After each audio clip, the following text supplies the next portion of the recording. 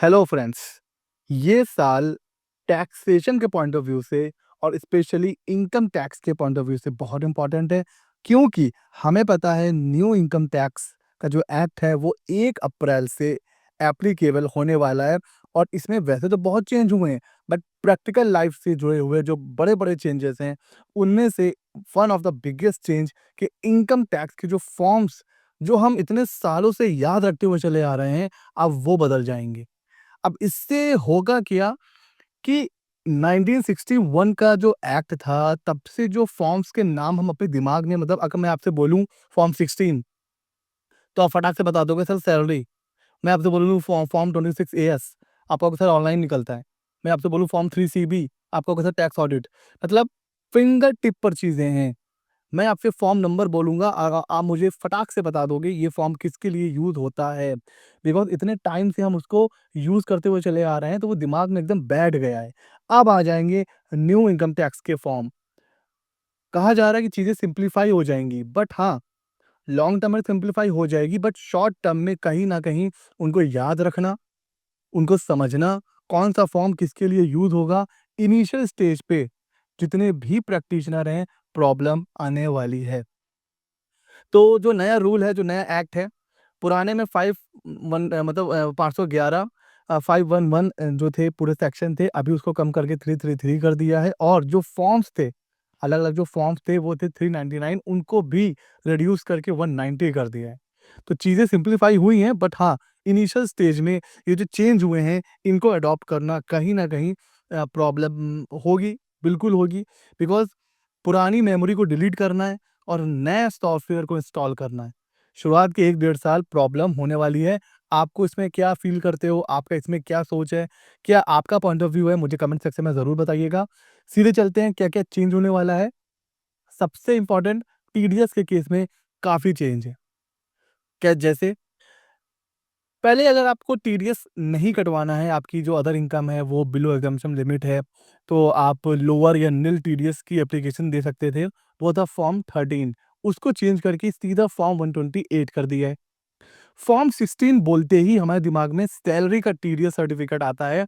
अब फॉर्म 16 नहीं रहा, फॉर्म 130 हो चुका है 1 अप्रैल से। टीडीएस का जो रिटर्न था 24 क्यू, और जो अदर देन आप कह सकते हो टीडीएस रिटर्न थे वो थे 26 क्यू, है ना? अदर देन सैलरी वाले जो कॉन्ट्रैक्टर वगैरह का होते हैं, तो वहाँ पर फॉर्म 138 और 140 कर दिया है। नॉन रेज़िडेंट पहले 27 क्यू था, अब फॉर्म 144 हो गया है। टीसीएस का रिटर्न पहले था 27 ईक्यू, अब उसको भी चेंज करके 143 कर दिया है। और ये मत समझिए सिर्फ़ नाम चेंज हुए हैं। टीडीएस के रिटर्न्स के जो फॉर्म्स हैं, जो अभी तक हम लोग फाइल करते आ रहे हैं, 1 अप्रैल से सारे फॉर्म भी बदलने वाले हैं। काफ़ी बड़ा चेंज होगा टीडीएस रिटर्न को फाइल करने में, जो फॉर्म हम यूज़ कर रहे थे उसमें। तो सिर्फ़ नाम नहीं चेंज हुआ है कि 24 क्यू से वो फॉर्म 138 हो गया है। यहाँ पर पूरा फॉर्म बदल जाएगा और न्यू एक्ट के हिसाब से उसको डिज़ाइन किया जाएगा। अब ये नए फॉर्म बहुत जल्द नोटिफ़ाई होने वाले हैं। जैसे ही नोटिफ़ाई होंगे, हम उसके ऊपर भी वीडियो बनाएँगे। अगला चेंज है sir tax audit report. Sir tax audit form 3 CB, 3 CD, 3 CA, ये हम लोग मतलब एक तरीके से जब से हम लोग बचपन से सुनते आ रहे हैं, जब से हम लोग इस फील्ड में आए हैं तब से। अब लेकिन वो नहीं रहा, अब हमें बोलना होगा फॉर्म 26। यहाँ पर देखिए क्या कन्फ्यूज़न होगा। मैं अभी बोलूँ कि फॉर्म 26 आपके दिमाग में जाएगा ये तो ऑनलाइन निकलता है, फॉर्म फॉर्म 26 एएस, शॉर्ट में फॉर्म 26 हम लोग बोल देते हैं। अभी फॉर्म 26 एएस वो वाला नहीं है, अभी फॉर्म 26 हो जाएगा आपका टैक्स ऑडिट की रिपोर्ट।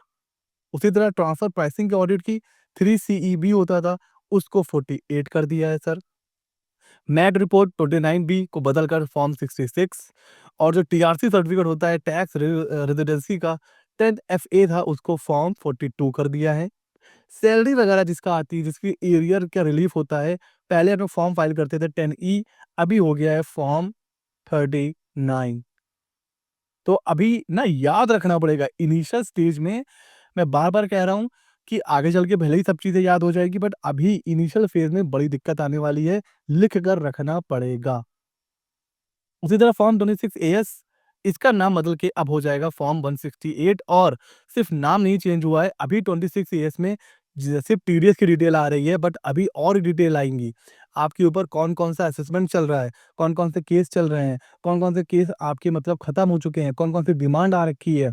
टीडीएस का तो डिटेल आएगी ही आएगी। तो मतलब एक तरीके से पूरी डिटेल आ जाएगी फॉर्म 26 एएस में। तो ये भी एक चेंज होगा।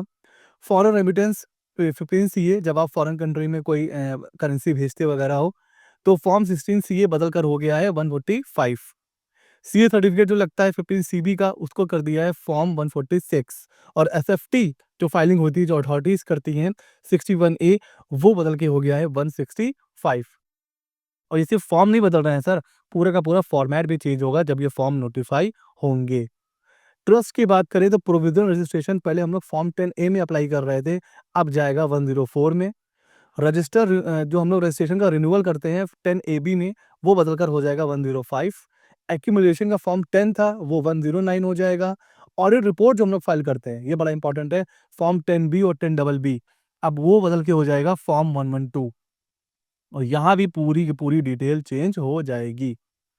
डोनी स्टेटमेंट 10 बीडी में जाता था, अभी 113 में जाएगा। और डोनर का सर्टिफिकेट 10 बीई में, जो ट्रस्ट और सोसाइटी होती है इशू करते थे, अब वो भी हो जाएगा फॉर्म 114।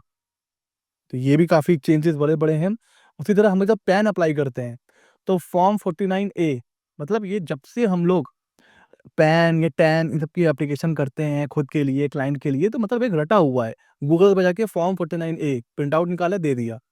अभी पूरा चेंज फॉर्म 93, 94 और टैन एप्लीकेशन का जो 49 बी था, उसको भी चेंज करके 134 और 135 कर दिया गया। तो ये तो बड़े-बड़े फॉर्म थे, बाकी जितने अदर फॉर्म थे ना, वो भी चेंज हो गए। अब अगर मैं आपको अपना पर्सनल पॉइंट ऑफ व्यू बताऊँ, तो मुझे ऐसा लगता है कि एक्ट चेंज हुआ, सिम्प्लीफाई हो गया, रूल्स कम हो गए, ठीक है। मेरे पॉइंट ऑफ व्यू से जो फॉर्म्स के नेम है, वो नहीं चेंज करने चाहिए थे। ठीक है, लॉन्ग टर्म में उतना इम्पैक्ट नहीं पड़ेगा, बट शॉर्ट टर्म में इनिशियली काफ़ी प्रॉब्लम्स आएँगी कम्युनिकेशन में, चीज़ों को याद रखने में। और जो मोटिव है न्यू एक्ट का, वो ये है कि चीज़ें सिम्प्लीफाई की जाएँ। तो अगर उसको ध्यान में रखा जाए, तो अगर चीज़ें सिम्प्लीफाई कैसे होंगी? तभी होंगी, जो पुरानी चीज़ें हैं, जो इतने टाइम पे चली आ रही हैं, उसको रखा जाए और जो एक्ट का कॉम्प्लिकेशन है, उसको दूर किया जाए। तो अब देखा जाए तो इनिशियल फेज़ में तो दिक्कत आने वाली है। आपका क्या पॉइंट ऑफ व्यू है? आप इसके बारे में क्या सोचते हो? हमें ज़रूर बताइएगा। ऐसे ही मज़ेदार अपडेट्स के लिए हमारे चैनल को सब्सक्राइब कर लीजिए। मिलते हैं अगले नॉलेजेबल वीडियो में।